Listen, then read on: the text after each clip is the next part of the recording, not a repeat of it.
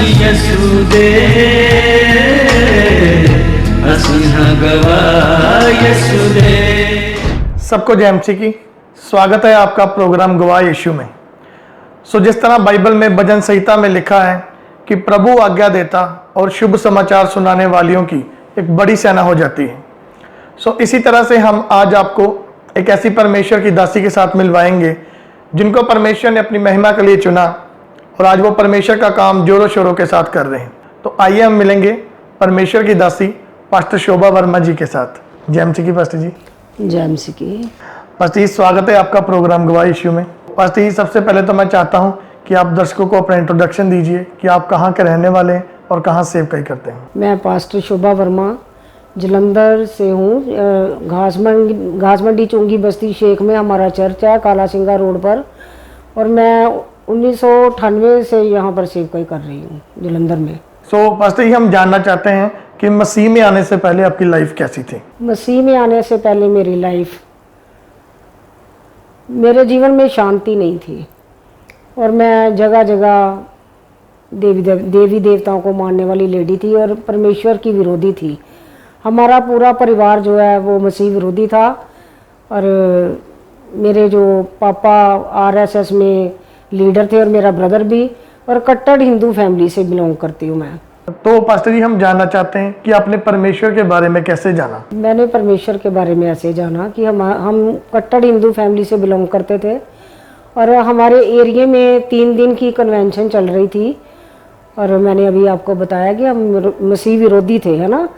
तो मेरे ब्रदर ने 150-200 लड़के को साथ लेकर कन्वेंशन में लाइटें वगैरह तोड़ दी और परमेश्वर के लोगों को मारा पीटा और परमेश्वर के दास के ऊपर हाथ भी उठाया। बस उसी दिन से ही परमेश्वर की कृपा की आंख हमारे परिवार पर हुई।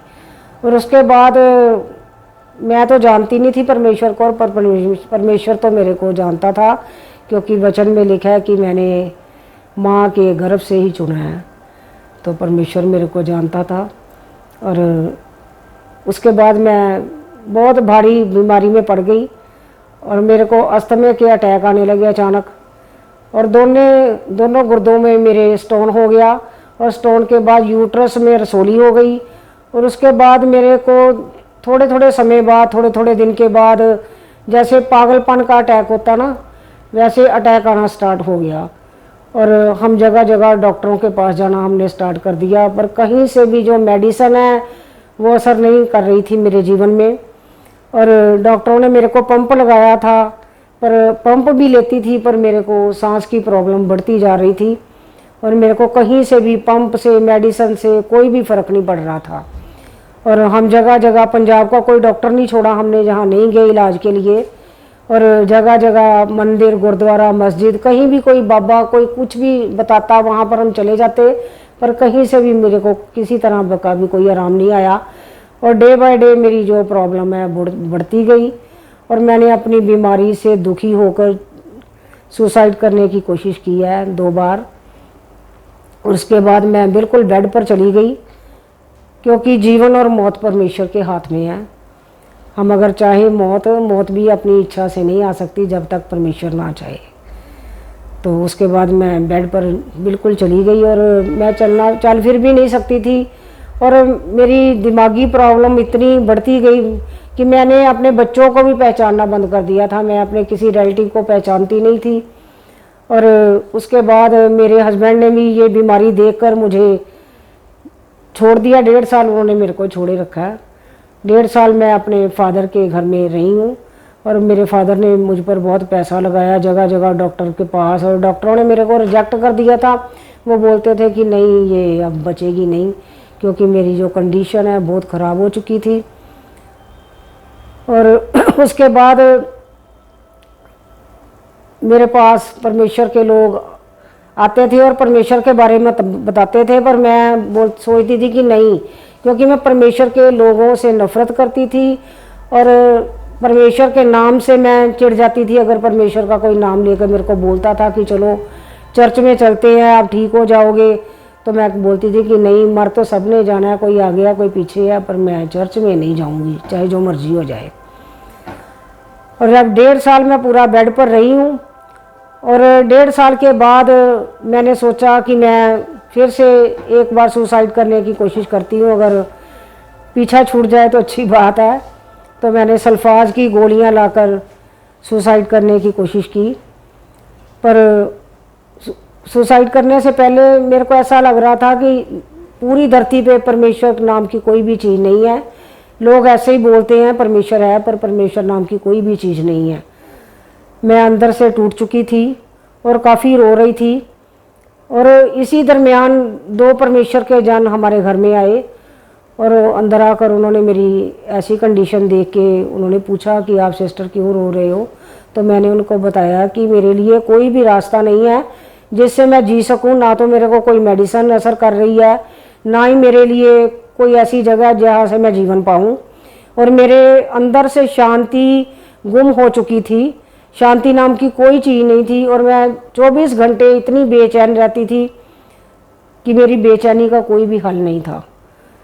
और उन्होंने सारा कुछ सुना और उन्होंने सोचा कि हम तो बार बार इनको बताते हैं कि आप परमेश्वर के घर में चलो, तो उन्होंने सोचा कि आज इसको हम झूठ बोलकर फंसाएंगे। ठीक है, तो उन्होंने मेरे को बोला कि हम आपको ये नहीं बोलते कि आप परमेश्वर के पास चलो या चर्च में चलो। हमारे पास बंगाल से एक बाबा जी आए हैं, बहुत अच्छे हैं, अगर आप चाहो तो आप जैसे बहुत सारे मरीज चंगे हुए हैं उनसे। तो मैंने खुश हो गई, मैंने सोचा चलो ठीक है, हो सकता है जीवन मिल जाए। तो उन्होंने अगले दिन ही एक परमेश्वर के दास को हमारे घर में लेके आए। मेरे को पता नहीं था ये परमेश्वर के दास हैं। उन्होंने बोला मेरे को कि ये बंगाल से आए हैं और आप जीवन पाओगे, बिल्कुल ठीक हो जाओगे, इनकी प्रेयर करेंगे आप पर। तो मैंने सोचा चलो ठीक है। तो मेरे को बहुत ज़्यादा जैसे बाहर की कसर भी थी। उन्होंने मेरे पर जब प्रेयर की है तो मेरे को खेल आनी बंद हो गई। पर इसके साथ साथ मेरे जो हस्बैंड हैं उनको वो लंबे समय से वो जो चौंकी बोलते हैं ना वो आती थी। और फगवाड़े के रास्ते में जेड़ू का पुल है, वहाँ पर नीचे जो जगह बनी हुई है वहाँ पर जाकर वो हर वीरवार को चौंकी देते थे। और ऐसे ही जैसे वहाँ से आपको पता है कि बसें गुजरती हैं, वो हाथ देते थे, बस की बस खाली होकर नीचे आ जाती थी। और लोग उनको बाबा जी के नाम से जानते थे। पर मैं बिल्कुल विश्वास नहीं करती थी, क्योंकि मेरा विश्वास बिल्कुल उठ गया था। क्योंकि मैं सोचती थी कि परमेश्वर नाम की कोई चीज़ नहीं है, ये एक ढोंग है बस, और कुछ नहीं है। और उन्होंने जब परमेश्वर के दास ने मेरे हस्बैंड पर प्रेयर की तो वो एकदम से ठीक हो गए।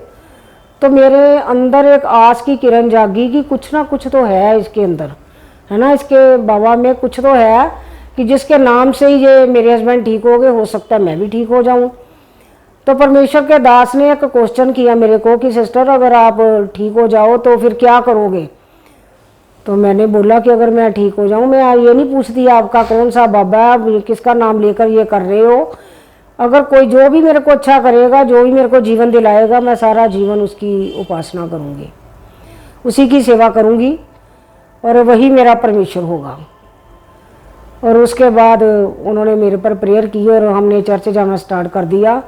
और चर्च जाकर भी मेरे को नहीं पता था कि ये चर्च है या यहाँ पर परमेश्वर के लोग आते हैं या ईसा मसीह के नाम से यहाँ पर ये सत्संग चल रहा है। तो मेरे को कुछ भी ऐसा नहीं पता था। बस जाते जाते मेरे को अंदर से इतनी लगन हो गई परमेश्वर के साथ, अंदर से जो मेरा प्यार जाग उठा परमेश्वर के साथ। और मैंने बपतिस्मा लिया 4 महीने के बाद। उसके बाद जो भी मेरे पर परमेश्वर का दास प्रेयर करने के लिए आता था उसका रास्ते में एक्सीडेंट हो जाता था और वो दोबारा हमारे घर में नहीं आता था। और 2.5 साल ऐसे ही बीत गए। चर्च जाते जाते मेरे हस्बैंड मेरे को बहुत बार टॉर्चर करते थे कि हम चर्च में जाते हैं, तेरी बीमारी की वजह से हमने चर्च जाना स्टार्ट किया था, पर तू तो बिल्कुल ठीक नहीं हुई, इसलिए हम ये ईसा मसीह के चर्च में नहीं जाएंगे और ना ही इन लोगों में हमें बैठना उठना पसंद है। मैं चर्च नहीं जाना चाहता और मैं तेरे को भी नहीं जाने दूंगा। मैंने बोला कि नहीं, ज़रूरी नहीं है शरीर ठीक हो, मेरी आत्मा जो बच चुकी है, परमेश्वर ने मेरी आत्मा को बचा लिया है। और चाहे मैं जीऊँ चाहे ना जीऊँ, वही मेरा परमेश्वर है। मैं सारा जीवन परमेश्वर को अर्पण कर चुकी हूँ। मैं जितनी देर भी जितना समय भी जीऊँगी वही मेरा परमेश्वर होगा।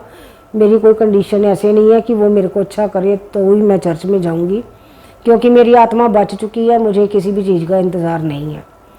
और 2.5 साल बाद मेरे जीवन में परमेश्वर ने बहुत बड़ा चमत्कार किया। रात का समय था, पूरी नाइट, शुरू से मैं पूरी नाइट में प्रेयर करती हूँ और सुबह परमेश्वर के काम करते हम। और रात के समय मैं प्रेयर में थी, सुबह 4 बजे मेरे को ऐसा लगा कि एक लाइट मेरे ऊपर आई है, और लाइट ऊपर आने के बाद मेरे को ऐसा हुआ कि मैं इस दुनिया में नहीं हूँ, मैं एक दर्शन देख रही हूँ कि मैं स्वर्ग में हूँ, और परमेश्वर की आत्मा ने, परमेश्वर का हाथ मेरी तरफ आया है और एक बाइबल पकड़ी हुई है हाथ में, और परमेश्वर की आवाज़ आई कि मेरी बेटी, मैंने तुझे सारे रोगों से आज़ाद किया और ये वचन लो और मेरे अंजील का प्रचार करो। तो मन ही मन में मैं सोच रही हूँ कि परमेश्वर, मेरे को तो प्रचार करना नहीं आता, मैं कैसे कर सकती हूँ। तो मेरे आंखों के सामने परमेश्वर का वचन आना स्टार्ट हो गया कि तू मुँह खोलेगा और मैं बोलूँगा। मैंने सोचा सच में परमेश्वर ने खुद ही तो बोलना है, मैंने क्या करना है, मुँह ही खोलना है। तो मैंने वो बाइबल को पकड़ लिया। उस बाइबल को पकड़ने के बाद जब मैं सुबह हुई और देखा कि मैं अपनी बॉडी में अपने आप को ठीक महसूस कर रही हूँ, और उसके बाद मैंने डॉक्टरी टेस्ट भी करवाए, कोई पथरी नहीं, कोई रसौली नहीं, और उसके बाद मैं सेवकाई में आ गई। जैसे जैसे मैं परमेश्वर का प्रचार करती गई, और बिल्कुल परमेश्वर ने मेरे को तंदुरुस्त किया बिना डॉक्टरों के, क्योंकि यीशु मसीह डॉक्टरों का डॉक्टर है। परमेश्वर ने अपने आप को मेरे पर जब खोला है, तो उसके बाद सेवकाई में मैं बढ़ती गई, तो परमेश्वर का अनुग्रह मुझ पर बढ़ता गया। सो पास्टर जी, जिस तरह आपने बताया कि कैसे परमेश्वर ने आपके जीवन में काम किया, फिर कैसे आपने सेवकाई को शुरू किया, हम जानना चाहते हैं कि जैसे एक लेडीज़ होने के नाते, एक औरत होने के नाते, तो जब आपने सेवकाई शुरू की तो क्या क्या प्रॉब्लम्स आपके जीवन में आपको क्या फेस करने पड़ा? मैंने बहुत सारी प्रॉब्लम्स को फेस किया है। सबसे पहले तो मेरा जो परिवार था, मेरे पापा, मेरे ब्रदर, उन सब ने मेरा बहुत ज़्यादा विरोध किया और मेरे को छोड़ दिया, उन्होंने मेल जोल बिल्कुल छोड़ दिया। और कुछ समय बीतने के बाद, जब मैंने अभी अपनी टेस्टामनी में बताया ना, 2.5 साल मैं बिल्कुल ठीक नहीं हुई, उसी दरमियान मेरे हस्बैंड ने मेरे को बहुत ज़्यादा टॉर्चर करना स्टार्ट कर दिया था। जब मैं चर्च में जाती थी तो वो मेरे पीछे भी चले जाते थे विरोध करने के लिए। वो बोलते थे कि अगर तू ठीक ही नहीं तो हम क्यों चर्च में जाएं या क्यों सेवा करेंगे परमेश्वर की, जब हम इस लाइन में नहीं जाना चाहते, मैं तेरे को नहीं जाने दूंगा, हम तो ठीक होने के लिए आए थे, तू ठीक नहीं है तो हम क्या करेंगे इस लाइन में रहकर। तो मेरे हस्बैंड ने भी घर में काफ़ी झगड़ा वगैरह शुरू कर दिया था, डिवोर्स तक हमारी बात पहुंच चुकी थी। पर मैं एक ही बात बोलती थी कि परमेश्वर ही मेरा सब कुछ है, मेरा पति भी वही है, सब कुछ वही है। अब मैं परमेश्वर की तरफ देखकर पीछे को नहीं देखूंगी, चाहे जो मर्जी हो जाए। और मैं जैसे ही परमेश्वर में बढ़ती गई और मैंने स्टैंड लिया, और आज ऐसा दिन है कि मेरे हस्बैंड जो हैं वो पूरी तरह मसीह में है, क्योंकि परमेश्वर की एक आवाज़ आई थी मेरे को कि मैं तेरे घर में राज पलटा कर रहा हूँ। क्योंकि मेरे जो हस्बैंड है ना, वो मेरे को बहुत ज़्यादा टॉर्चर करते थे। जब घर में वो सामान तोड़ा ताड़ी कर देते, सारा सामान तोड़ देते थे कि मैंने चर्च नहीं जाने देना तेरे को, और मैंने सेवा नहीं करने देनी आपको। तो बहुत कुछ फेस किया मैंने। पर उसके बाद में जो मेरे हस्बैंड को परमेश्वर ने चेंज कर दिया, जब परमेश्वर की आवाज़ आई कि मैं तेरे घर में राज पलटा करने जा रहा हूँ, तो मेरे परमेश्वर ने अच्छा कारोबार बख्शा मेरे हस्बैंड को, जो कि उनके पास नहीं था। अच्छा कारोबार बख्शा, उसके बाद वो खुद ही उनके दिल को पकड़ा परमेश्वर ने, और वो अब हर संडे को चर्च में आते हैं और सेवकाई में काफ़ी उन्होंने मेरा साथ दिया उसके बाद। सो जिस तरह पास्टर जी हम देखते हैं कि कुछ लोग बोलते हैं कि औरतें जो हैं कि वो सेवकाई नहीं कर सकती, वो प्रीच नहीं कर सकती, वो बैप्टिज्म नहीं दे सकती। तो मैं जानना चाहता हूँ कि आप इस बारे में क्या कहना चाहते हैं? देखो, बाइबल में ऐसा कुछ भी जिक्र नहीं है कि औरतें सेवा नहीं कर सकती। पर देखो, यीशु मसीह जब जी उठे हैं मुर्दों में से, सबसे पहला प्रचार किसने किया है? औरत ने किया है। ऐसा कुछ नहीं है कि औरतें प्रचार नहीं कर सकती। तो पास्टर जी हम जानना चाहते हैं कि जिस तरह हम देख रहे हैं कि जब एक पर्सन मसीह में आता है, तो खास करके जब सेवकाई में आता है, तो उसकी ज़िंदगी में कोई मुश्किल या परेशानी, कोई प्रॉब्लम आ जाती है, तो कई लोग होते हैं जो क्विट कर जाते हैं। तो सेवकाई में आने के बाद आपकी लाइफ में कभी कोई ऐसा पल आया हो जब आपको लगा हो कि मैं छोड़ देती हूँ परमेश्वर को? मेरी लाइफ में मुश्किलें तो बहुत आई, पर मेरे को अंदर से परमेश्वर से प्यार ही इतना था कि मैंने कभी भी नहीं सोचा कि मैं परमेश्वर को छोड़ दूं। बस हर समय और हर मुश्किल में मेरे को ऐसा ही लगता था परमेश्वर मेरे साथ है। ऐसा नहीं है, माँ बाप देखो कुछ ना भी कर पाए किसी समय, अगर इंसान की तरह देखते हैं ना कि अगर एक इंसान है उसका माँ बाप कुछ भी ना दे सके तो वो अपना माँ बाप नहीं बदलता है ना, ऐसे ही मेरा परमेश्वर है। मैं मुश्किलों में भी ऐसे ही सोचती थी कि परमेश्वर मेरे साथ है, वो कुछ करे या ना करे वो मेरा परमेश्वर है बस। सो पास्टर जी, जिस तरह हम देखते हैं कि जो क्रिश्चियनिटी है वो बहुत तेज़ी से बढ़ रही है इंडिया में, पंजाब में, बल्कि पूरे वर्ल्ड में।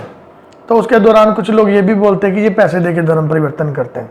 तो जिस तरह आप भी एक अन्य जाति परिवार से हैं, तो जब आप परमेश्वर में आए तो आपको कितने पैसे दिए गए? ऐसा बिल्कुल गलत है, गलत सोच है लोगों की। हमें तो जीवन में जो शांति नहीं थी परमेश्वर ने शांति दी है, और जो परमेश्वर ने मेरे को जीवन दिया है 100 डॉक्टर भी इकट्ठे होकर वो नहीं दे पाते किसी को। पर ये तो जो उसको जान लेता है वही समझ सकता है कि वो पैसे से कोई बिक नहीं सकता। ऐसे वो परमेश्वर का अनुग्रह है, परमेश्वर का प्यार है ना, क्योंकि वचन में लिखा है कि मेरे पिता की इच्छा के बिना कोई भी मेरे पास नहीं आ सकता। जब परमेश्वर ने ही अपना आप दे दिया है तो हमें पैसे की क्या जरूरत है ना, सब कुछ तो परमेश्वर के साथ ही आ गया। परमेश्वर ने हमें ब्लेस किया है, पैसे से ब्लेस किया है, हर तरह की ब्लेसिंग से ब्लेस किया है मेरे को। इसलिए मेरे को कुछ नहीं चाहिए, मेरे को अपने जीवन से और बस परमेश्वर की महिमा चाहिए, वो मिल रही है बस। सो पास्टर जी, जिस तरह जो लोग अभी भी मतलब अंधकार में फंसे या अभी भी किसी तरह के पाप में फंसे, आप उनके लिए क्या मैसेज देना चाहते हैं? मैं उनके लिए यही मैसेज देना चाहती हूँ कि वो परमेश्वर के नज़दीक जाएं। ये ना सोचे कि मैं पाप में हूँ, मैं परमेश्वर के काम नहीं कर सकता या मैं परमेश्वर के पास नहीं जा सकता। देखो, आप परमेश्वर के पास जाओ, चाहे किसी भी हालत में हो, परमेश्वर ने एक समय रखा है, आपको पाप से निकाल लेगा वो, और आप परमेश्वर की महिमा करने पाओगे। सो पास्टर जी, हम आपका बहुत बहुत धन्यवाद करते हैं कि आपने अपना कीमती समय दिया, और हमारी गवाह यीशु की टीम आपका धन्यवाद करती है। सो थैंक यू पास्टर जी। जय मसीह की। जय मसीह। सो जिस तरह आपने देखा कि कैसे परमेश्वर ने इनके जीवन में काम किया, तो मेरा विश्वास है इस बड़ी गवाही के द्वारा परमेश्वर आपके जीवन में एक बड़ा बदलाव लेकर आएंगे। सबको जय मसीह की। अगर आप परमेश्वर के कामों को आगे बढ़ाने के लिए इस सेवकाई में अपना योगदान देना चाहते हैं तो आप इस QR कोड को स्कैन करके गूगल पे के द्वारा अपने दान भेज सकते हैं। अगर आप विदेश से अपने दान भेजकर परमेश्वर के कामों को बढ़ाना चाहते हैं तो आप इस बैंक डिटेल्स का इस्तेमाल करके अपने दान भेज सकते हैं। परमेश्वर आपको आशीष दे। तो मेरे प्रिय भाई बहनों, अभी आपने एक बहुत बड़ी अद्भुत गवाही को सुना। तो मेरा विश्वास है परमेश्वर इस गवाही के द्वारा आपके जीवनों में 100 गुना फलों को लेकर आएगा। आप इस टेस्टिमनी को अपने दोस्तों के साथ, फैमिली मेंबर्स के साथ शेयर जरूर करें, ताकि वो भी जान सके कि परमेश्वर कैसे लोगों के जीवन में काम कर रहा है। मेरा विश्वास है परमेश्वर इस गवाही को सुनने के बाद आपके जीवनों को सेम नहीं रहने देगा। आप हमारे चैनल गवाह यीशु दे को सब्सक्राइब कर लें, ताकि आने वाले दिनों में आप परमेश्वर के और गवाहों के साथ मिल सके। अगर आप भी अपनी टेस्टिमनी हमारे साथ शेयर करना चाहते हैं तो नीचे आपको एक ईमेल आईडी दिखाई दे रही होगी, आप उस ईमेल पर अपनी डिटेल शेयर कर दें, हम आपके साथ कांटेक्ट जरूर करेंगे। मेरा विश्वास है परमेश्वर आपके जीवनों को सेम नहीं रहने देगा। God bless you all. सभी को जय मसीह। ਅਸੀਂ ਯਿਸੂ ਦੇ ਅਸੀਂ ਹਾਂ ਗਵਾਹ ਯਿਸੂ ਦੇ।